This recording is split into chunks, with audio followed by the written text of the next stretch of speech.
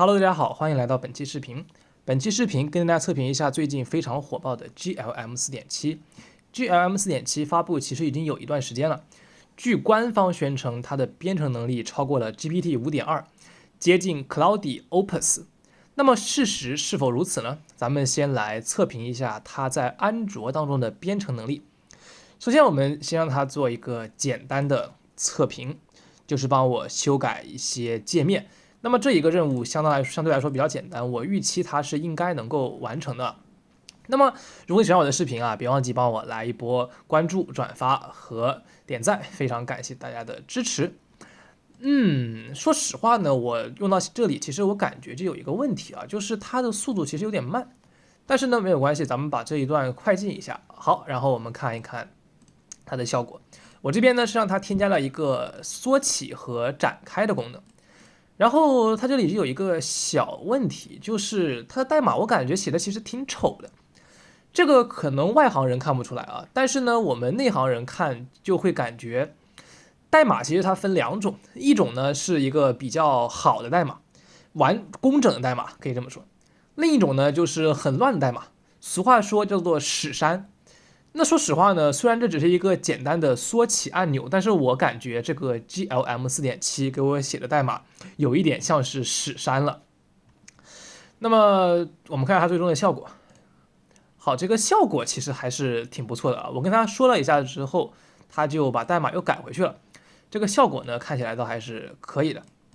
然後接下來我們給他一個刁鑽一些的任務，看看他能不能解決。就是我這邊有一個配置文件，叫做 schema。那麼這個 schema 裡面呢，有許多重複的 key， 這些 key 在整個軟件裡邊都會被使用到，並且我現在的 schema 的設計是，如果我的 key 傳輸錯誤，或者說就是如果我輸入了一個錯誤的 key， 我的 IDE 也不會報錯，並且也不會檢測到，直到真正運行到那個 key 的時候才會發現錯誤。所以我們先來看一下這個 GLM 4.7 能不能給出一些更好的建議。這個 GLM 4.7 它確實已經開始給建議了，然後他就給了一個這個建議。說實話呢，他這個建議我個人感覺不是很好啊。但是呢，我們來嘗試一下它的超長上下文能力。我讓他幫我把整個項目當中所有舊配置都進行遷移，因為我這個項目當中確實有非常多的文件，然後看看他能不能幫我全部都遷移。如果它能夠全部都成功遷移的話，我覺得它的上下文的能力應該還是非常強的。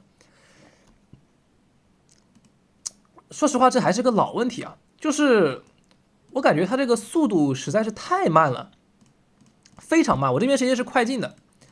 說實話呢，我這一次已經快進了很多了，它這整一個遷移大概花了27分鐘。你們說離不離譜？我承認我的文件有點多。但是呢，我覺得也不至於花27分鐘吧，很有可能是因為上下文長了之後，它的思考時間顯著增加，並且它修改文件的時候，每一次只修改一小部分，然後就要思考，然後再改一小部分，然後再思考。所以說，我覺得這個 GLM 4.7可以說它的上下文還行，但是它的速度很慢。不過呢，它這一次給的這個方法也並不是非常好。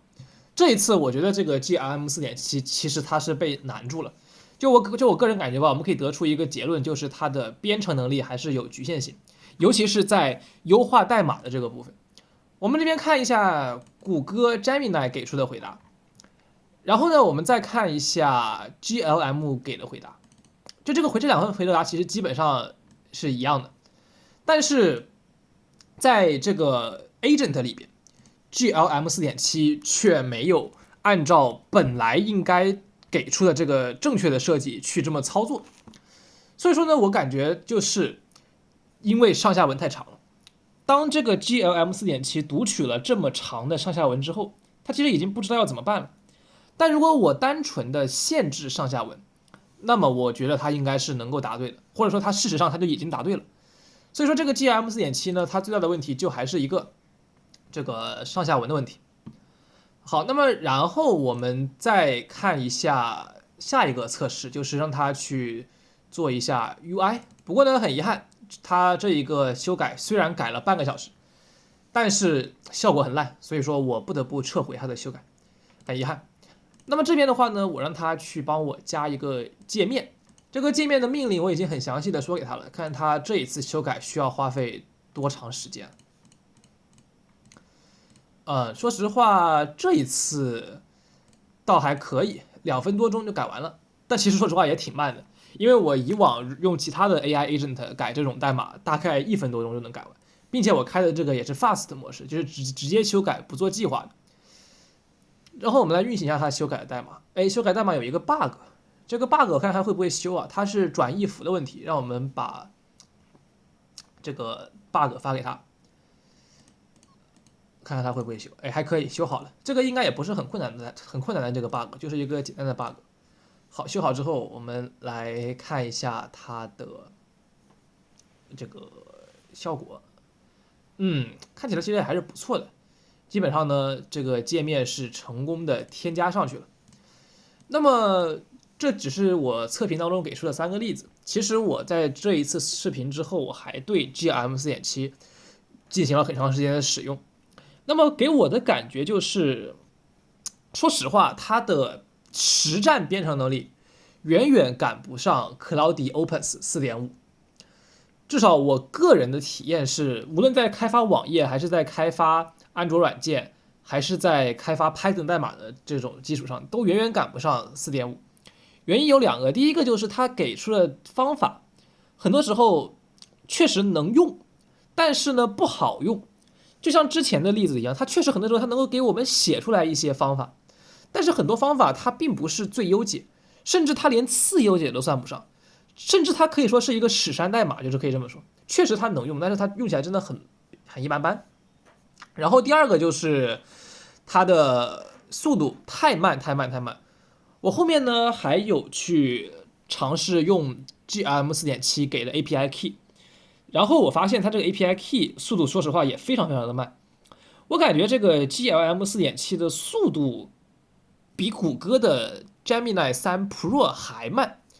比 Cloudy Opus 4.5 明顯要慢非常多，所以我個人吧，我覺得最後的綜合打分呢，可能會給 GLM 4.7 打上一個7分，如果滿分是10分的話，因為它的代碼太醜了，並且它寫的也太慢了。好了，那麼本期視頻這裡就結束了，別忘記點讚、關注加轉發，我們下期視頻再見。